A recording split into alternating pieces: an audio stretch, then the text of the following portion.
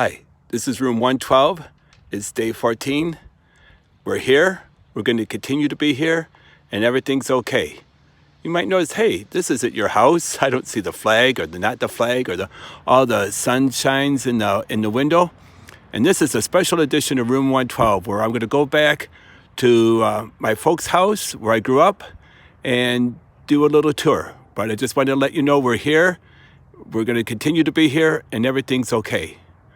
So one of the things is that my mom and dad called and said, hey, Dad needs some help with some yard work. Can you come and help him out? So I did, and I was feeling kind of sappy, and I wanted to talk about where I grew up and kind of do a tour of everything. I was blessed. When I grew up here, there was my grandma and grandpa's house. Grandma and Grandpa Davis's house was right over there. My other grandparents' house, I could walk through that path, and that's where they lived. And back over there is where my folks lived. So I had 3 generations right there, all living within a spot where we never had to really even leave our yard. So as we're going through here, I see an old bathtub. And Dad said he got this bathtub from a farm over by Kirkland. He worked for KB Farms, and they were getting rid of it. And what I noticed was that it was always very heavy to move for Dad. We're like, oh my God. And then it had the claw feet. And that made it kind of a special bathtub. I always kind of wondered what happened. Why don't they have bathtubs with claw feet anymore? But that's where they had it. We're going through, and it's spring. You see all the flowers are out there. The blue flowers are blooming. I'm walking around, and this was a shed. Dad really liked working with Mr. Conlon, and this was the wood over by his house, and Dad built that shed. And then all the wagons that we used to play with, the sleds that we used to play with. I remember we used to haul things all around. There's our sled. We would go down to the Belvedere Park and go sledding. And so those were just all those he hung up there, and Dad built that shed. And that's where him and I sat down earlier today when we needed to take a little break from work. Over here, this is a neat little story. So my Grandpa Rollins, his grandparents farmed. They rented the farmland from an older lady. And this on their farm, this is how they would get water. And you just pump this up and down, and that's how you would pump it until you got the water. Well, this was on their farm, and when the lady passed away and KB Farms bought it and brought in another tenant, Dad asked for the pump. My mom wanted the pump, and they brought that pump here. So that was Grandpa Rollins' parents, his grandparents. And when they first came over to Sweden, they were farmers, and that is the pump well from when they had their farm. As we're going through, like I said, this was all farmland. We used to just go exploring and walking, and we had a great childhood. We didn't have computers or anything else. You just walked and played all day until it got dark out. And one of the things my mom is probably going to kill me for is we had an outhouse, because she didn't want us coming in and out of the house all the time on a nice sunny day. So this was an outhouse. We would be back there, but Andrew and my dad moved it over to here. And there was quite the story about that, but they moved it. And I remember my Uncle Rollins, Uncle Ronnie, if you're in there, there's a little thing that says St. Petersburg, and it was on the back of the outhouse there. And an outhouse is where you went to the bathroom. You didn't have plumbing or water, just a hole in the ground. You did your business, and it was kind of a neat experience when we were kids. So we'll keep on walking here a little bit,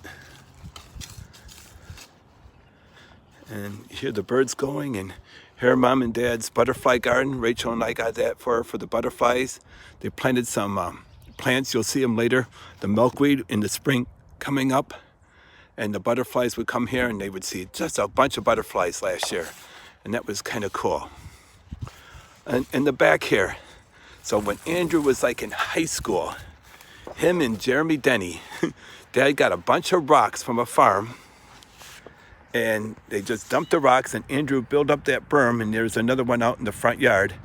And him and Jeremy built up that berm, and they have when the plants or trees will go up there in the summer here, and it'll look a lot nicer.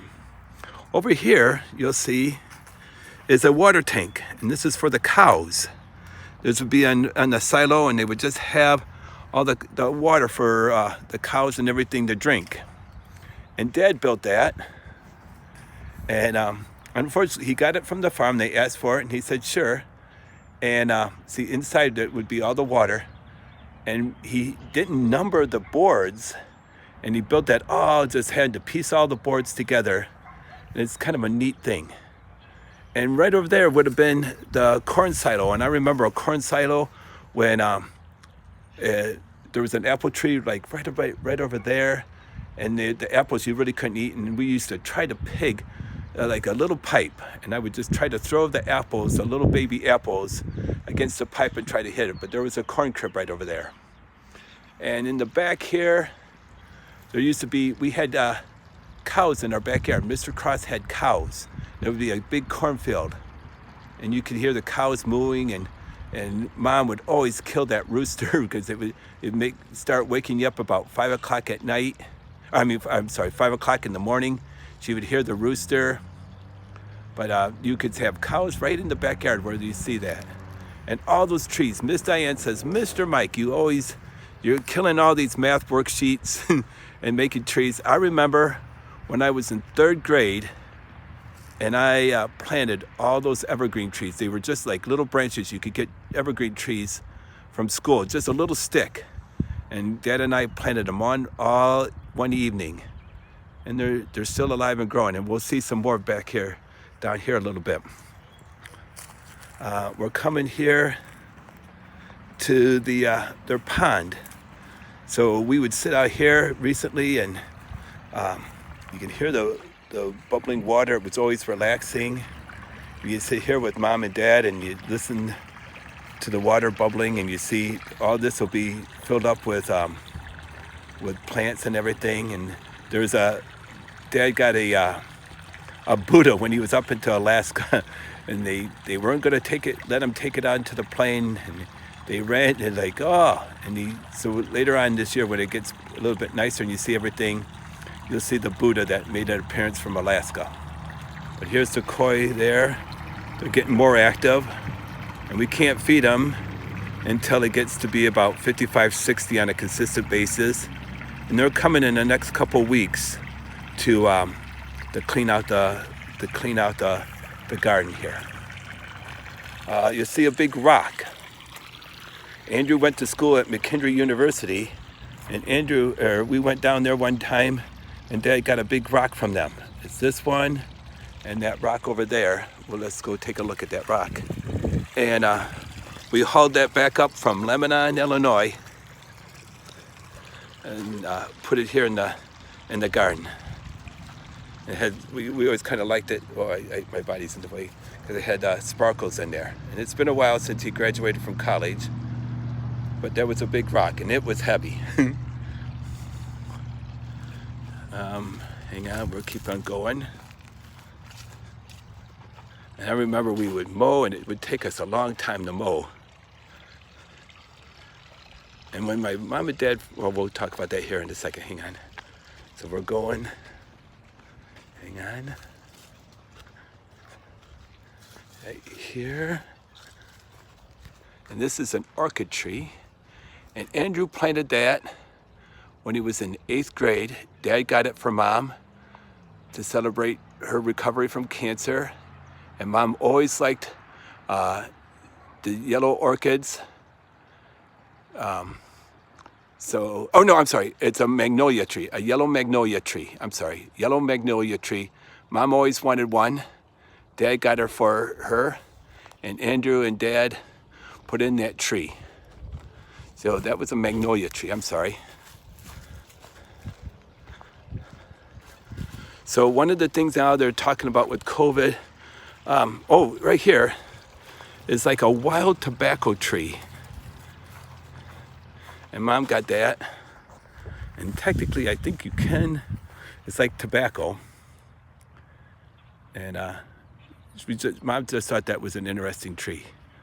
So back in the day, from where you see those trees right there, all the way down to where you see the lilac bushes, this was all a vegetable garden.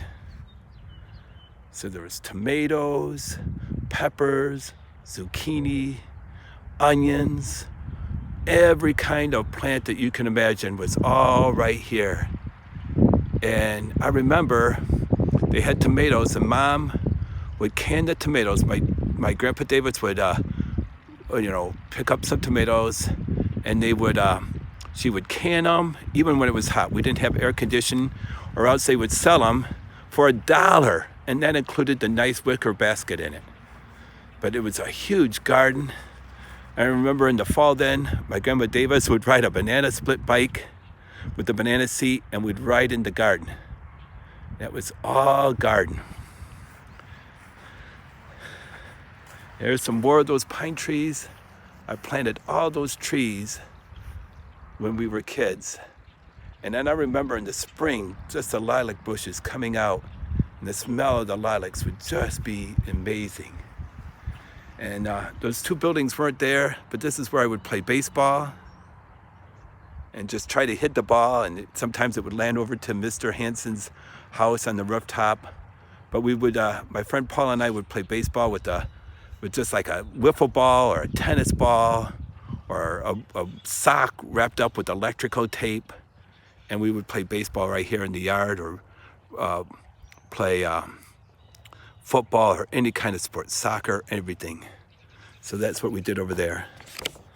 You hear the birds chirping. So we're going there, and maybe we could take a look out and see.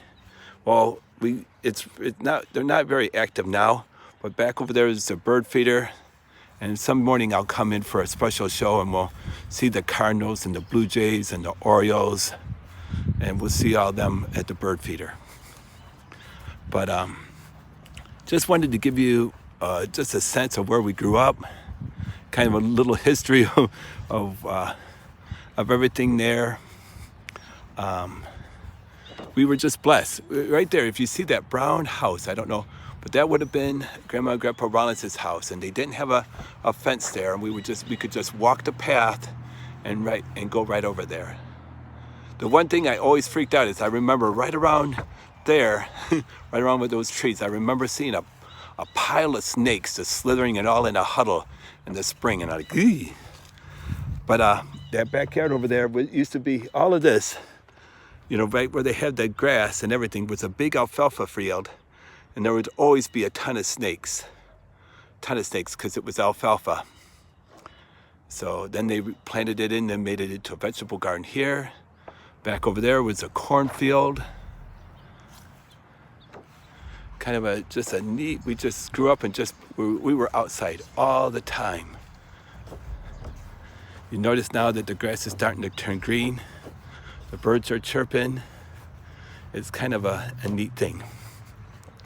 I wanted to take you over one last place. So I'm trying to, let's see.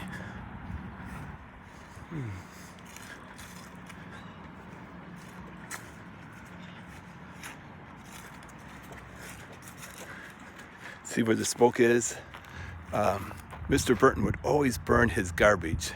And my mom and dad, I would always help Mom with the laundry. We would hang up the laundry on a big clothes pole.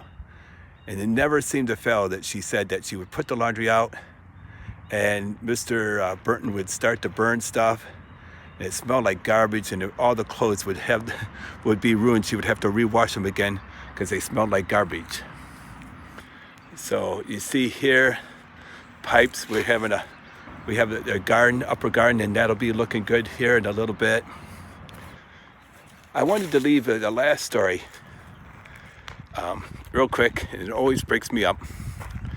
So this property was originally all, and here's the thing right here, I'm going to get closer.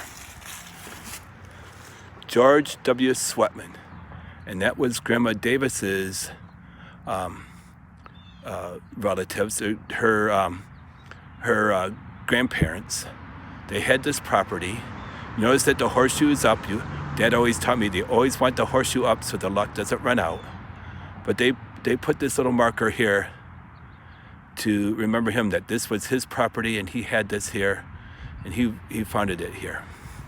And inside there, I don't know where it is exactly, but there's a spoon in there. And my grandma Davis would always take the geraniums. They planted geraniums in here and take a spoon and take out all the weeds and everything. So her spoon is in there, and that's just kind of a remember of my grandma Davis. So like I said, we were blessed. We had a wonderful childhood. We played outside. You didn't come inside until you had to take a bath, and you were all dirty and skinned up and everything else. And then you went to bed around 8:30. And then we all had the radio on. We would listen to all different radio stations. And that's another story that we'll talk about old time radio before. Real quick, so you want to say, my niece, Elsa, who's in the Coast Guard up in Alaska, she's like, wait a second, don't forget about me. And I'm not. So Elsa, I forgot how old Elsa was. She'll probably remind me.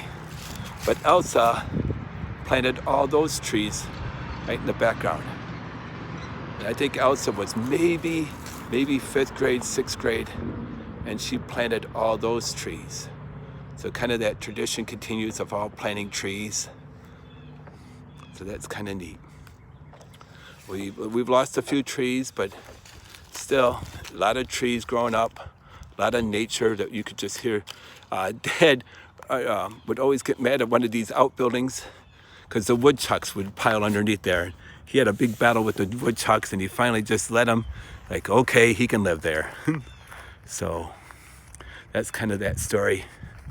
I remember they would, right here, they would have an old, I can't even think of the term, but a cart. And they used to have that, the horse would draw, you could see the cart at the beginning. Right there, the hitch, and you just load stuff up there, and the horses would pull it, and you wouldn't have a rubber tire, and the horse would carry all the stuff that if you were hauling stuff. So one of the things today was as I wrap up, it was one of those things that you just were sad because I couldn't give my mom and dad a hug or a kiss because of the whole social distancing. And I thought one of the most powerful words in this time of the COVID-19 is the word and. That I felt sad. I wanted to give them a hug and a kiss.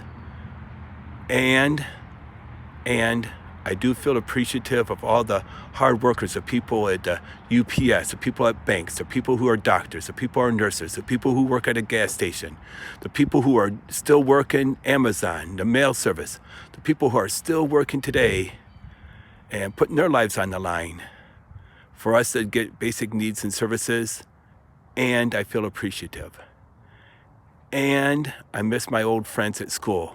I'm sad. I'm taping this show because I miss us. I miss connecting with you. I miss talking to you. I miss Miss Diane saying, hey, you're on yellow, or Mr. Christian or Mr. Wilson giving the math worksheets. I miss all of that. And I miss my friends. I miss doing the things that I used to do. I miss playing baseball. I would be on the softball team, playing catch, going for walks, going to Walmart for treats and the goldfish crackers and all that stuff. I miss all those activities. And I know that I had a great childhood. I'm crying as way, but I had a great childhood. I miss those special times. We can't put the genie back in and go back to when we were 6, 7, 8, 12 years old. But I can remember those fond memories of growing up here. So I do remember that. And to wrap it up, and I know that we're here. We're Room 112. We're going to continue to be here, and everything's going to be okay. From Room 112 on our remote location day, take care, and everything's going to be all right.